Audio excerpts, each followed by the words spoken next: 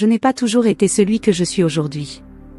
Il y a eu un temps où j'étais un enfant insouciant, innocent, et parfois même un peu stupide, comme on dit.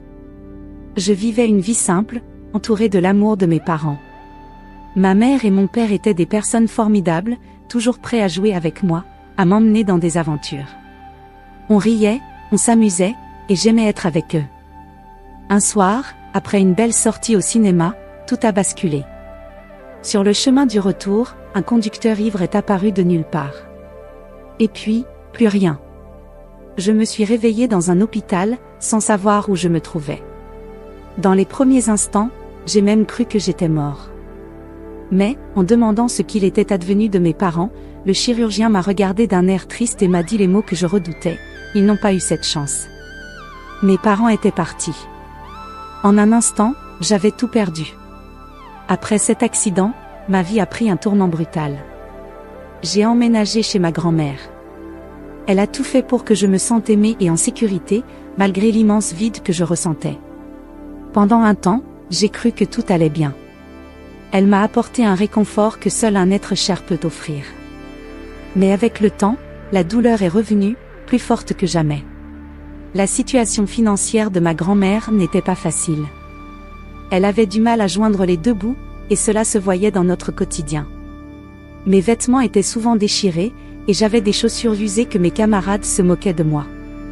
Les enfants à l'école n'étaient pas tendres.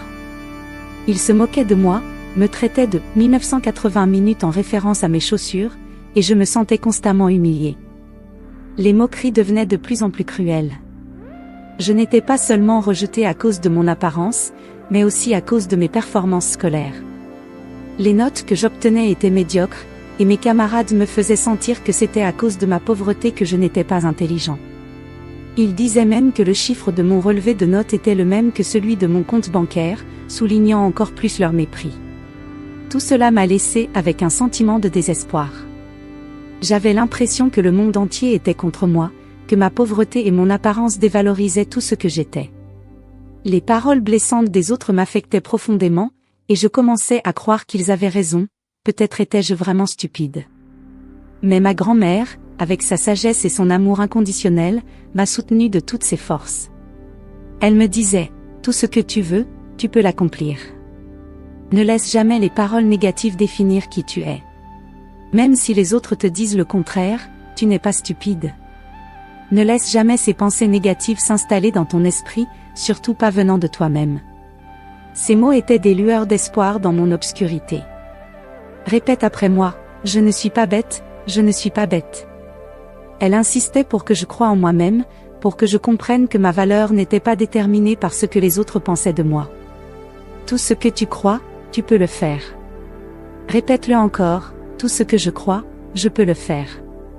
Ses encouragements et son amour m'ont donné la force de persévérer malgré les difficultés.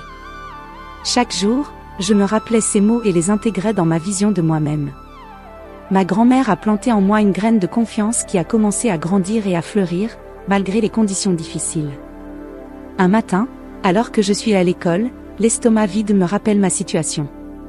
Je m'étais réveillée en retard et j'avais dû sauter le petit déjeuner. À la pause, au lieu de rejoindre les autres élèves dans la cour, je suis restée assis par terre dans la bibliothèque, espérant que personne ne me verrait. Les murs silencieux entouraient ma solitude, et je me sentais invisible, un peu comme un fantôme. C'est alors que Madame Robert, ma professeure de français, est entrée dans la bibliothèque. C'était une femme noire à l'allure douce, avec un sourire chaleureux qui pouvait illuminer n'importe quelle pièce. En me voyant, elle a immédiatement compris que quelque chose n'allait pas.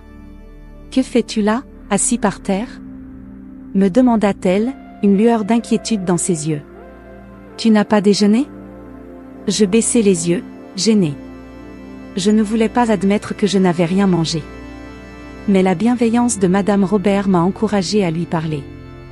J'ai oublié de prendre mon petit déjeuner, murmurai-je. Sans hésitation, elle sortit un sandwich de son sac. Tiens, prends ça. Je ne veux pas que tu restes sans rien dans le ventre, dit-elle avec un sourire. Tout le monde mérite de manger. Je pris le sandwich, surpris par son geste. C'était simple, mais cela signifiait tellement pour moi. Merci, Madame Robert, dis-je avec une gratitude sincère. Elle s'assit à mes côtés et commença à discuter avec moi. Elle m'a posé des questions sur ma vie, sur ce que j'aimais faire, et sur mes rêves. C'était la première fois depuis longtemps que quelqu'un s'intéressait à moi en dehors des moqueries. Ses paroles étaient réconfortantes, et je me sentais moins seule. N'oublie jamais que tu es plus que ce que les autres disent, me rappela-t-elle. Chacun a ses propres luttes. Parfois, les gens réagissent avec méchanceté parce qu'ils ne comprennent pas. Mais cela ne te définit pas. Ces mots résonnaient avec ceux de ma grand-mère, et pour la première fois depuis longtemps, je ressentis un léger espoir. Peut-être que je n'étais pas condamnée à vivre dans l'ombre des moqueries. Après notre conversation, je quittai la bibliothèque avec un sentiment de chaleur dans le cœur. Loin d'être la cible des railleries, j'avais reçu de l'amour et du soutien d'une personne que je respectais. Cette journée marqua un tournant pour moi. Je commençais à croire en moi-même, à me rappeler les paroles de ma grand-mère et celles de Madame Robert. Chaque fois que je subissais des moqueries, je fermais les yeux et me remémorais ce moment précieux. Avec le temps, je compris que ma valeur ne se mesurait pas à ce que les autres pensaient de moi, mais à la force que je trouvais en moi-même. Je voulais être quelqu'un qui inspire, comme Madame Robert l'avait fait pour moi. Je décidai de travailler dur à l'école. J'avais maintenant un but, prouver que je pouvais surmonter les obstacles. Je n'étais peut-être pas parfait, mais j'étais déterminé à me forger mon propre chemin et à écrire ma propre histoire. Les mois passèrent, et alors que je commençais à trouver un certain équilibre dans ma vie, une nouvelle épreuve se présenta. Ma grand-mère, qui avait toujours été mon pilier, tomba gravement malade. Au début, nous pensions que ce n'était qu'une grippe passagère, mais les symptômes se détériorèrent rapidement. Les visites chez le médecin et les traitements ne suffisaient pas à stopper la progression de la maladie. Je passais le plus de temps possible à ses côtés, essayant de la réconforter comme elle l'avait fait pour moi. Mais, malgré tous nos efforts, elle s'éteignit doucement. La perte de ma grand-mère fut un coup dévastateur. Non seulement j'avais perdu la personne qui m'avait soutenue sans faille, mais je me retrouvais désormais seule, sans famille, et sans endroit où aller. Après ces funérailles, je me retrouvais dans une situation désespérée. Je n'avais plus de chez moi et je ne savais pas où aller. L'idée de vivre à l'école me traversa l'esprit, mais je n'avais nulle part où m'installer. La solitude et le désespoir me semblaient insurmontables. C'est alors que Madame Robert remarqua mon état. Elle avait perçu mon changement de comportement, ma tristesse et mon inquiétude. Un jour, elle m'aborda avec une sollicitude infinie. « Je sais que quelque chose te tracasse, me dit-elle. Je suis au courant de la situation difficile dans laquelle tu te trouves. » Je ne pus contenir mes émotions et je lui expliquai tout, la maladie de ma grand-mère, sa mort, et mon absence de logement. Madame Robert écouta attentivement, son regard plein de compassion. « Tu ne peux pas rester comme ça, me dit-elle avec fermeté. Je ne peux pas te laisser seule dans cette situation. » Sans perdre un instant, elle proposa de m'accueillir chez elle. Elle avait une petite maison où il restait une chambre libre, et elle m'invita à m'y installer. Ce fut un geste inattendu et incroyablement généreux. Je me sentais bouleversée par son offre, mais aussi soulagée.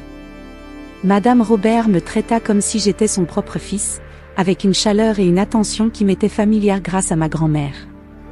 Elle me donna un espace où je pouvais me sentir en sécurité, entourée de tendresse et de soutien. Les premiers jours furent difficiles.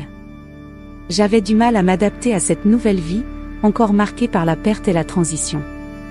Mais Madame Robert, avec sa patience et sa bienveillance, me guida à travers cette période de reconstruction. Elle me soutenait dans mes études, m'encourageait et veillait à ce que je ne me sente pas abandonnée. Elle me rappela souvent les mots de ma grand-mère, renforçant la confiance que je commençais à retrouver en moi. Chaque fois que je doutais ou que je me sentais accablée, Madame Robert était là pour me rappeler ma valeur et mes capacités. « N'oublie jamais ce que ta grand-mère t'a dit, me disait-elle. Tu es capable de grandes choses. Même si la vie est difficile en ce moment, tu dois croire en toi-même. » Les années passèrent, et avec elles, de nombreux défis et opportunités. Grâce au soutien indéfectible de Madame Robert, j'ai pu me concentrer sur mes études et poursuivre mes rêves. Chaque jour, je travaillais dur pour avancer dans mes cours, et chaque victoire, aussi petite soit-elle, était un pas de plus vers un avenir meilleur. Finalement, mon travail acharné porta ses fruits. Je terminai mes études secondaires avec de bonnes notes et réussis à entrer à l'université. Madame Robert, bien que modestement, était incroyablement fière de moi. Elle assistait à chaque remise de diplôme, chaque cérémonie importante, et était un soutien constant tout au long de mon parcours universitaire. Le programme d'ingénierie informatique était rigoureux et exigeant, mais je le considérais comme un défi passionnant. Les longues heures de travail, les projets complexes et les examens difficiles étaient épuisants, mais la détermination et les encouragements de Madame Robert me donnaient la force de persévérer. Ces paroles réconfortantes résonnaient dans mon esprit chaque fois que je me sentais dépassée. « N'oublie jamais ce que tu as accompli jusqu'ici », me disait-elle. « Tu es plus fort que tu ne le penses, et chaque difficulté est une opportunité de grandir. » Lorsque le jour tant attendu arriva et que je reçus mon diplôme d'ingénieur en informatique, le sentiment de réussite fut immense. C'était non seulement une victoire personnelle, mais aussi un hommage à tout ce que Madame Robert avait fait pour moi. Je savais que sans elle, il aurait été impossible de surmonter les obstacles et d'atteindre cet objectif. Après l'obtention de mon diplôme, je commençai ma carrière en tant qu'ingénieur informatique. Mon travail consistait à développer des solutions logicielles, à concevoir des systèmes complexes et à résoudre des problèmes techniques. J'étais passionné par ce que je faisais et m'investissais pleinement dans chaque projet. Ma carrière évolua positivement, et je reçus des offres intéressantes et des opportunités de croissance professionnelle. Je travaillais sur des projets innovants, collaborais avec des équipes talentueuses, et développais des technologies qui avaient un impact réel. Chaque succès professionnel était une confirmation que le chemin que j'avais choisi était le bon. Tout au long de cette période, Madame Robert demeura une source d'inspiration et de soutien. Sa fierté pour moi était palpable, et ses conseils, toujours empreints de sagesse, continuaient de guider mes choix et mes actions. Nous restions en contact régulier, et je lui faisais part de mes réalisations et de mes défis. Je ne pouvais pas oublier tout ce que Madame Robert avait fait pour moi. Sa générosité, son soutien et son amour m'avaient aidé à transformer ma vie.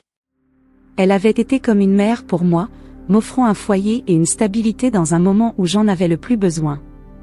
En réfléchissant à mon parcours, je réalisais que la véritable richesse ne se mesurait pas seulement en succès professionnel ou en accomplissement personnel, mais aussi en relations humaines précieuses et en la capacité de surmonter les difficultés avec le soutien de ceux qui nous entourent.